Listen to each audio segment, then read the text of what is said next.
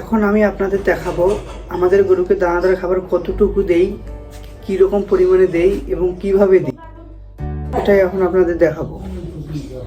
প্রথমে দানাদার খাবার পরিমাণ মতো সব গরুকে একটা পাতিলে দিচ্ছি। দেওয়ার পর আমরা সব পাতিলগুলো একখানে সুন্দরভাবে রেখে দিয়েছি। তারপর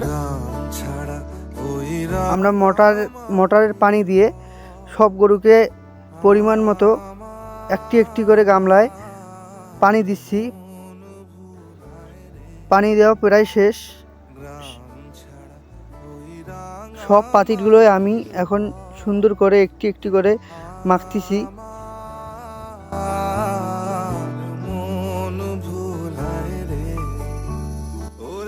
এখন আমরা একটি একটি করে দানাদার খাবার দিচ্ছি।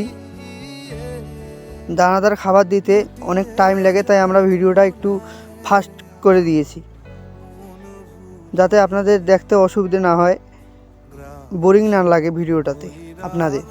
তাই দানাদার খাবার দেওয়া আমাদের প্রায় শেষ।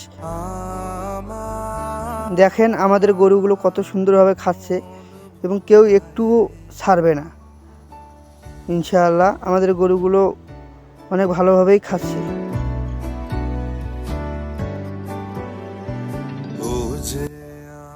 আজকের মতো ভিডিও এখানেই শেষ। ইনশাআল্লাহ পরের ভিডিওতে আবার দেখা হবে। পরের ভিডিও আসবে মিক্সার বানানো, ইনশাআল্লাহ।